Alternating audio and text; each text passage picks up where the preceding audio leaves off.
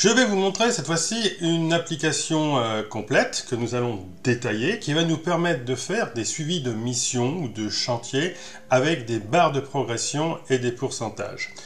Donc voici le résultat sur l'écran de ce que je veux obtenir. Donc je veux tout d'abord vous montrer comment cela fonctionne et après je vais décortiquer en partant d'une feuille blanche toutes les opérations pour arriver au même résultat et vous verrez c'est assez facile à faire et je vous recommande de le faire étape par étape. Allez, regardons comment ça fonctionne. J'ai ici 6 actions. Je pourrais en mettre plus ou moins, ça n'a pas d'importance. Donc j'en ai 6 avec des couleurs différentes. J'ai 7 chantiers. Donc sur chacun de mes chantiers, je vais réaliser des actions précises. Alors, imaginons dans la vie réelle, qu'est-ce que ça peut être? Imaginons mon chantier, c'est faire des travaux de maçonnerie. Donc ça peut être commander le matériel chez les fournisseurs, faire signer le devis, préparer le matériel, transporter le matériel. Vous voyez, donc je peux décortiquer comme ça chaque mission chantier et des actions en ayant un certain nombre d'actions. Mon idée, c'est qu'à chaque fois qu'une action est réalisée pour un chantier, je vais cliquer dans la case qui est contenue dans la cellule, ce qui va permettre donc de la cocher pour dire qu'elle est faite. Et je veux que dans la colonne H, j'ai un pourcentage de progression qui s'affiche, donc qui se calcule automatiquement, avec une barre colorée de progression. Allez, je vous montre déjà comment cela se monte. Imaginons par exemple, premier chantier, j'ai réalisé l'action numéro 1. Je viens, je clique sur la case à cocher ici en B2. Automatiquement, j'ai le pourcentage de progression qui s'est calculé en H2 qui donne 16,67. Le pourcentage est calculé et il y a une petite barre bleue à l'intérieur de la cellule qui montre la progression. Donc une cellule, c'est 100%. Donc la barre va effectivement montrer le pourcentage en le colorant. Imaginons maintenant que j'ai réalisé l'action numéro 2. Ça me donne 33,33% de réalisation. La barre a donc progressé, elle est plus grande. Et ainsi de suite.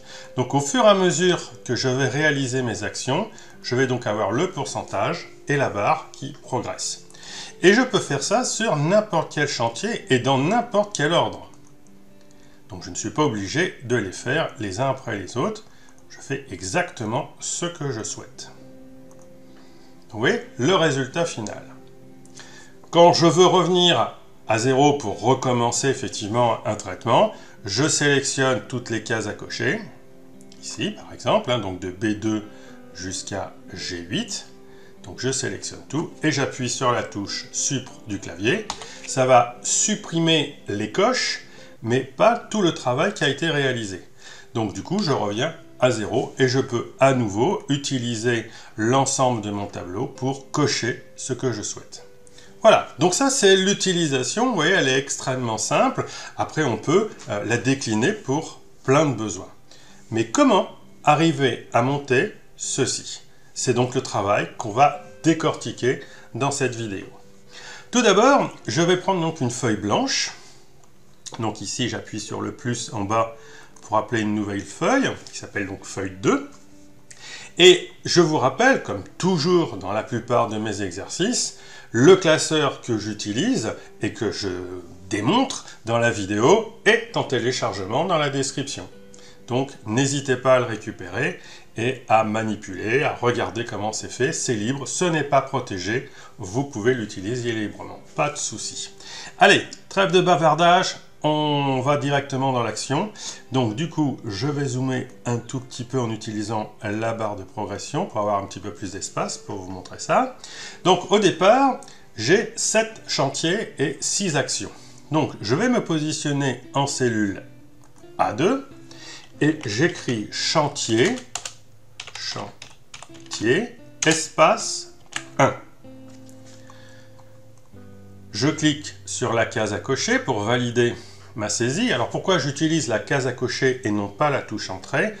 Petit rappel, c'est tout simplement pour valider et rester sur la cellule. Le fait de cliquer sur la coche permet de rester, alors que la touche entrée change de cellule, on passe à la cellule inférieure. Ce qui ne m'arrange pas, puisque je veux prendre la petite poignée ici de recopie qui est en bas de A2, et je vais prendre cette poignée pour recopier jusqu'en A8. ce qui va me donner chantier 1 jusqu'à chantier 7.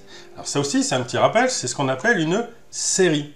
Dès l'instant qu'on associe un texte, espace et un numérique, et qu'on recopie, on recopie donc le texte à l'identique, mais le numérique va progresser de 1 en 1. Donc ce qui permet d'avoir comme ça des listes. Je vous le refais à l'horizontale pour les actions. Je me positionne en B1, j'écris action, espace 1. Toujours pareil, je valide avec la coche, je sélectionne la poignée et je tire ma poignée jusqu'en G1 pour avoir les 6 actions. Voilà, vous voyez, donc c'est vachement pratique, hein, si je puis dire. Allez, ensuite, en H1, je vais mettre le titre progression. Donc là, pas d'importance, hein, je peux faire entrée ou la coche, puisque j'en ai pas besoin, je ne vais pas le réutiliser, donc je valide, tout simplement. Maintenant, ce que je vais faire, c'est que je vais prendre toute cette surface, donc la zone qui part de A1 jusqu'à H8. Donc vous voyez, je sélectionne tout ça, et je vais en profiter sur le ruban pour choisir ici les bordures, et je vais choisir toutes les bordures, ce qui va me permettre de matérialiser tous les traits dans tous les sens pour avoir un tableau matérialisé. Voilà, donc c'est pas mal déjà, donc comme ça je vois comment se situe mon tableau. Et maintenant, je vais positionner les cases à cocher. Alors, petit quand même commentaire à ce sujet, j'avais expliqué dans une vidéo il n'y a pas très longtemps comment utiliser la case à cocher, donc je vais vous le remontrer bien sûr, mais attention, la case à cocher est quelque chose de tout à fait récent et n'est présent que dans la version 365 d'Excel. Donc il sera sans doute dans les versions supérieures, hein, qui viendront en fin d'année ou l'année prochaine, mais en tout cas on ne l'a pas sur les versions antérieures à 365. Donc pour les gens qui continuent à travailler sur par exemple des versions 2019 ou 2016, voire même pire, hein, 2010 ou 2007, non, vous n'avez pas du tout les cases à cocher, donc vous ne pourrez pas utiliser la même chose. Il faut quand même utiliser les versions les plus récentes pour utiliser les outils les plus adéquats, hein, bien évidemment aussi. Donc tous ceux par contre qui ont une version 365, c'est la version la plus généralement utilisée, bien évidemment vous avez les cases à cocher. Alors comment mettant les cases à cocher? Alors les cases à cocher déjà ça se trouve dans le ruban insertion, c'est ici. Cases à cocher. Alors pour cela je vais sélectionner toutes les cellules dans lesquelles je veux positionner une case à cocher. Donc je sélectionne de B2 jusqu'à G7. Et je clique sur case à cocher. Vous voyez, c'est vraiment très simple. Et donc là, automatiquement, il me positionne des petites cases au milieu de chacune des cellules. Il va aussi automatiquement associer les états faux et vrais à chacune des cases à cocher. C'est-à-dire qu'une case, dès l'instant qu'elle n'est pas cochée, la cellule, elle a la valeur faux. Si par contre je viens et que je clique, j'ai donc cliqué sur la case, on voit bien qu'elle est cochée, et on a la valeur vraie pour la cellule. Donc ça, c'est une logique qui est gérée par Excel, et c'est très important parce qu'on va se servir de cette logique, nous, pour calculer le nombre de fois où on a vrai. Allez, je décoche. Donc je reviens sur mon tableau. Maintenant que j'ai ceci, je vais ici calculer la progression. Alors, la progression, c'est une formule de calcul qui va me permettre de savoir le nombre de cases qui ont été cochées divisé par le nombre total de cases. C'est comme ça qu'on calcule le pourcentage de progression. Alors, imaginons par exemple, j'ai 4 cases. Si j'avais 4 cases, j'en coche une. Une sur 4, ça fait 25%. Donc c'est bien le nombre de cases cochées divisé par le nombre total de cases.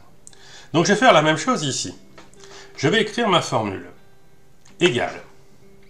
Alors pour calculer le nombre de cases cochées, on utilise une fonction. Elle s'appelle nb.si. Je l'écris. nb.si. nb.si va déterminer le nombre de cellules non vides qui répondent à une condition par rapport à une plage. Ah, qu'est-ce que ça veut dire et comment je vais monter la chose? Alors tout d'abord, une fonction commence toujours par une parenthèse ouvrante. On a une petite infobulle qui est juste en dessous de la cellule, on la voit ici, c'est marqué nb.si, plage, point virgule, critère. Donc pour l'instant, il faut désigner la plage. Alors je rappelle, qu'est-ce qu'on appelle une plage? C'est une plage de cellules.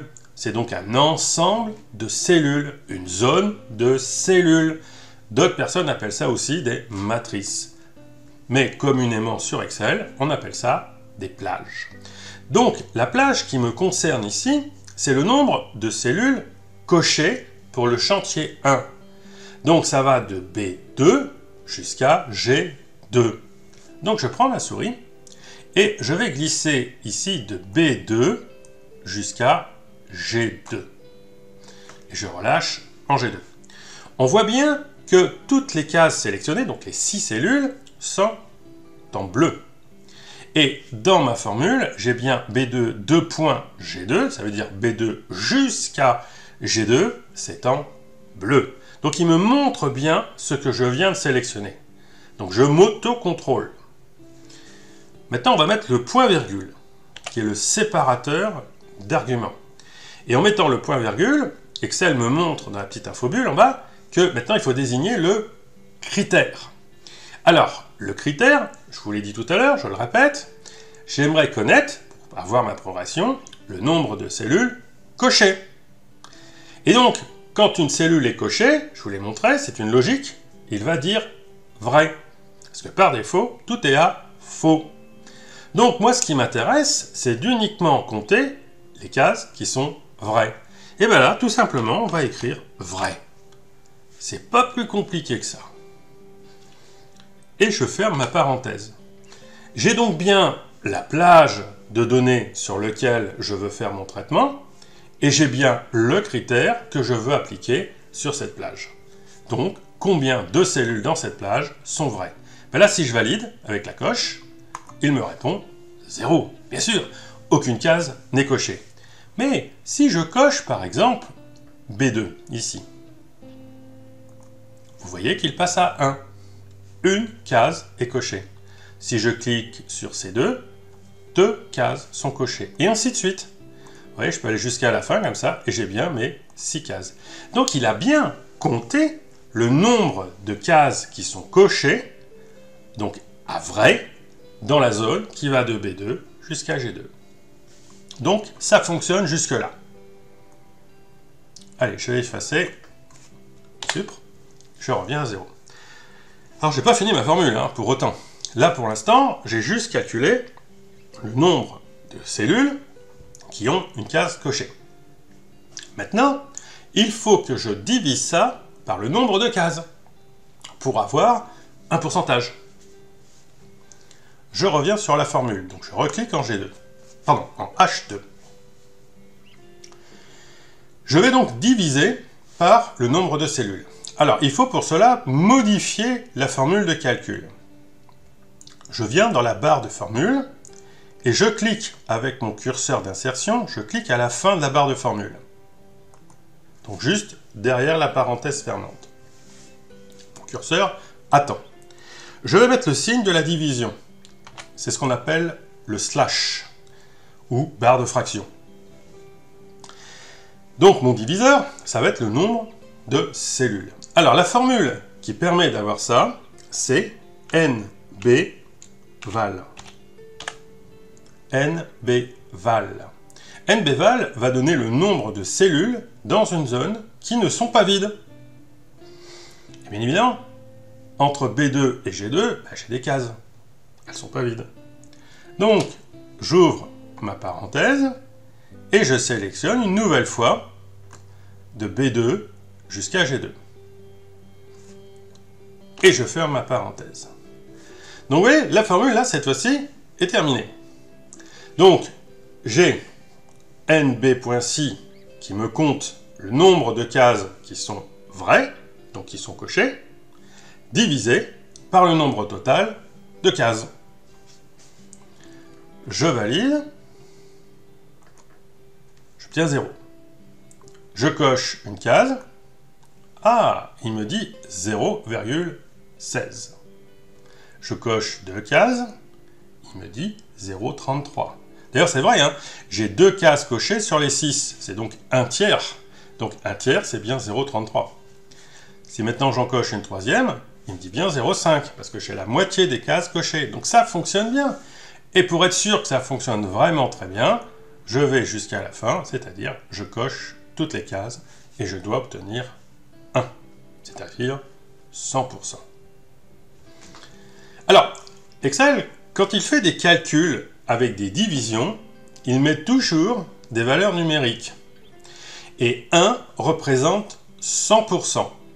Et donc un pourcentage inférieur à 100% sera une valeur numérique décimale.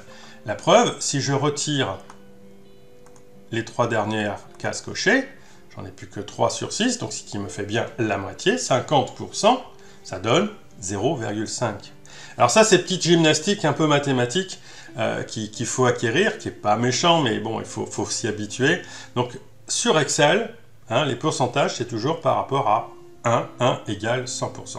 Alors, je comprends que c'est déroutant, je le vois souvent en formation, donc je vais vous donner une astuce qui permet de matérialiser les pourcentages. Je reste sur la cellule H2, ici, et je vais venir sur le ruban accueil, et je vais changer le format du résultat. Alors, le format, nous l'avons ici, sur le ruban, nous avons un groupe, et là c'est marqué standard. Donc ça veut dire que c'est le format par défaut d'Excel. Mais en dessous, ici, on a un petit bouton avec la forme d'un pourcentage. Si je clique dessus, ça ne calcule pas le pourcentage. Ça transforme la valeur numérique en pourcentage. Ça veut dire que le 0,5 va apparaître en 50%. Donc le format change l'aspect visuel, il ne fait pas de calcul.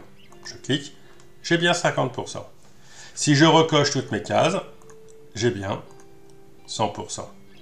Et si j'enlève toutes les cases à cocher avec la touche Sup, je retombe à 0,0%.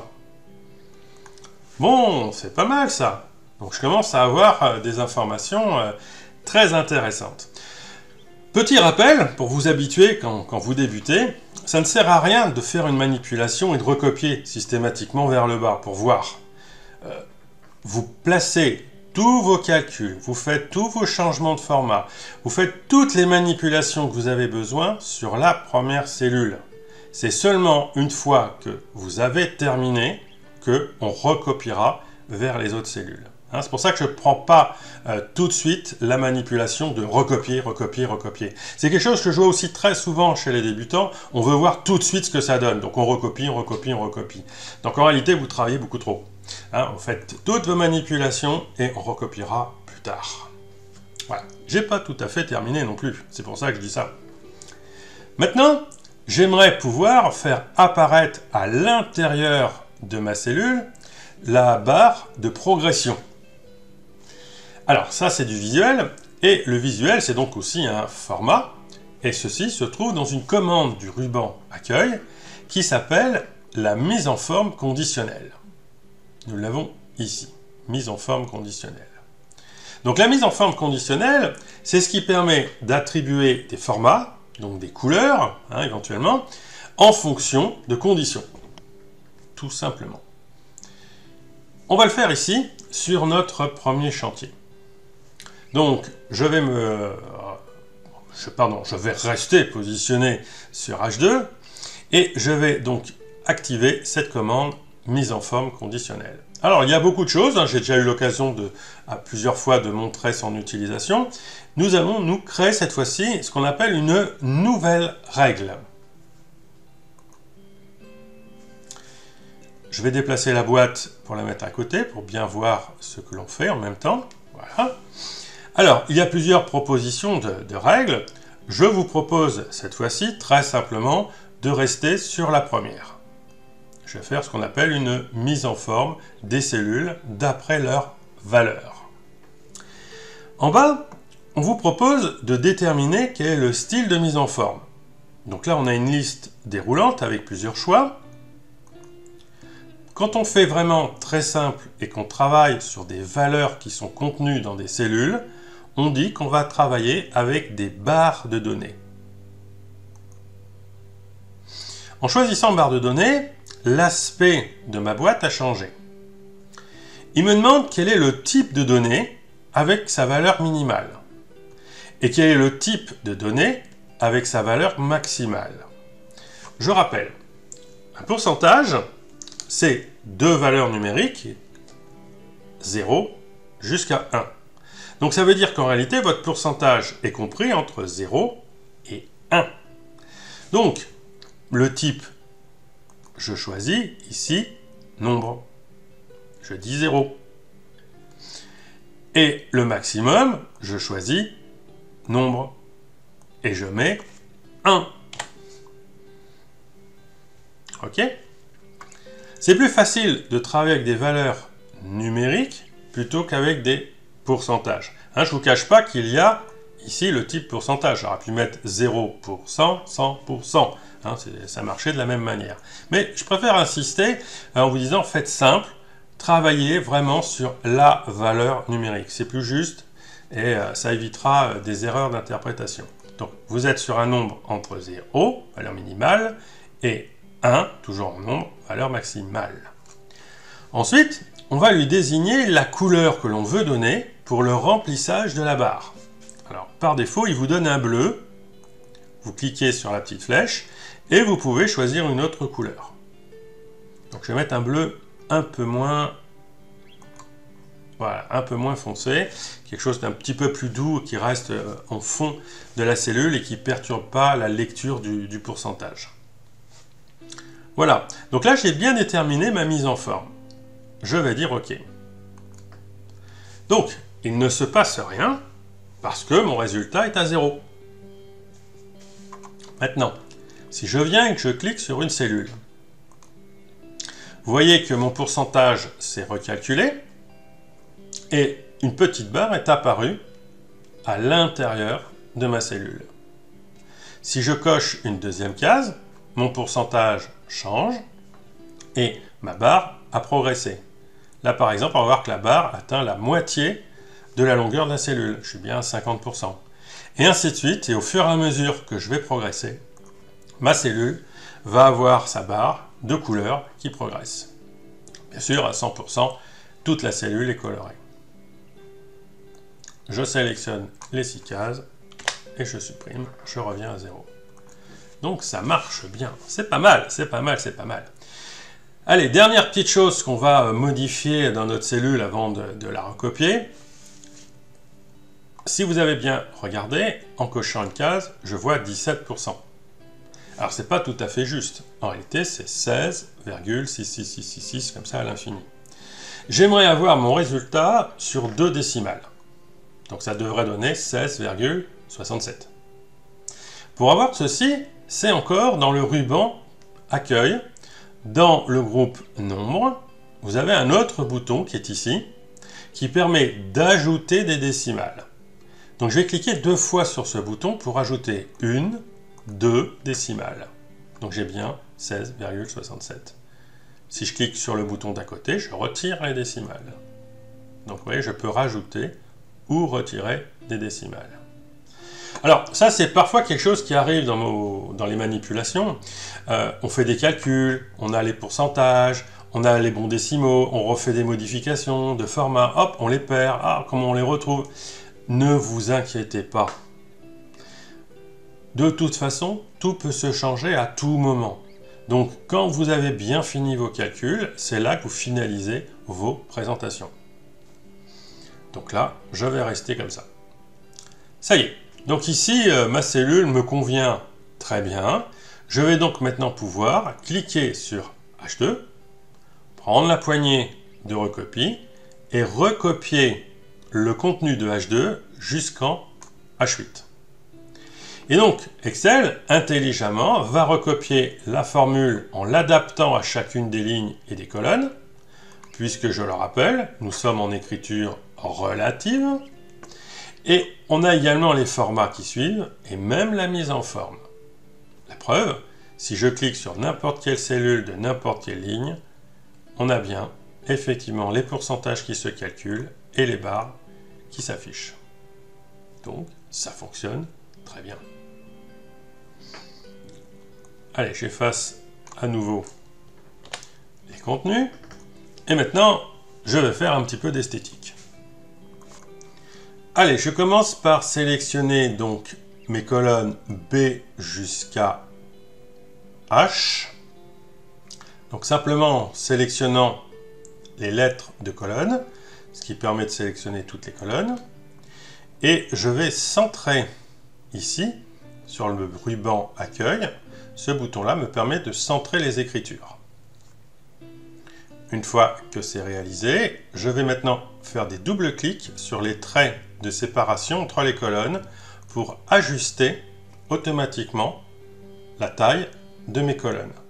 Le fait d'avoir fait mon double-clic alors que mes colonnes étaient sélectionnées va permettre d'exécuter l'ajustement automatique à l'ensemble de toutes les colonnes sélectionnées. Ça permet toujours de gagner du temps dans ces manipulations. Plutôt que de les faire les unes après les autres, je les fais toutes en une seule fois. Voilà. Maintenant, je vais mettre un petit peu de couleur. Donc, je sélectionne de B1 jusqu'à B8 et je vais changer la couleur de la police. Donc, c'est le A ici qui est avec les couleurs sur le ruban. On va le mettre en rouge. Donc, le fait de choisir la police d'écriture rouge change la couleur de l'écriture, mais change aussi la couleur de la case à cocher. Alors attention, ça ne change que la couleur qui est sur la case à cocher, bien sûr. Le fond n'est pas touché. Le fond, c'est le remplissage, c'est le petit pot de peinture qui est à côté. Donc, la coche devient rouge, la case devient rouge. On va faire la même chose maintenant de C1 jusqu'à C8. On peut mettre couleur, par exemple ici en violet. Ah, prune. Excel, il appelle ça prune. Voilà. Là, on va de D1 jusqu'à D8, on va le mettre en jaune. Je sélectionne de E1 jusqu'à E8, on peut mettre ça par exemple en vert. De F1 jusqu'à F8, on peut mettre ça par exemple en orange. Et de G1 à G8, on peut mettre ça par exemple en bleu. Voilà. Alors le jaune n'est pas forcément très visible. D'ailleurs ça me plaît pas trop. Je vais changer cette couleur en prenant par exemple un vert plus foncé ou un bleu plus foncé par exemple. Allez, on va mettre un bleu plus foncé, ça permet de mieux nuancer par rapport au bleu clair. Voilà. Alors je peux aussi mettre tout ça en gras, bien sûr. Donc je peux sélectionner toutes les cellules qui sont là et choisir ici le G pour mettre en gras. Voilà. Ce qui permet de faire ressortir un petit peu mieux les caractères. Allez, je vérifie une dernière fois que tout fonctionne très bien. Donc, je clique sur ma cellule. J'ai bien les pourcentages qui apparaissent. Oui, tout se calcule bien. Tout est parfait. Tout fonctionne vraiment très bien. Donc, vous voyez, finalement, ça n'a pas pris beaucoup de temps. En une demi-heure, j'ai réussi à vous monter l'intégralité du tableau. Ça marche bien, c'est joli, c'est même adaptable à plein de situations.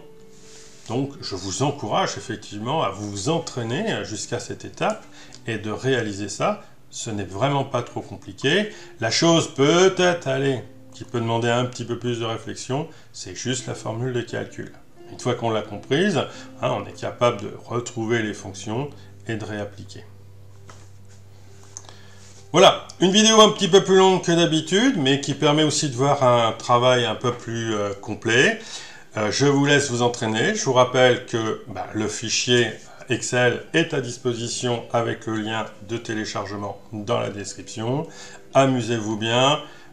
Laissez-moi un commentaire pour me dire ce que vous en pensez, qu'est-ce qui vous a plu et qu'est-ce que vous voulez faire. Ça peut aussi me donner des idées pour les prochaines vidéos. Et j'espère vous retrouver donc pour la prochaine vidéo. À bientôt!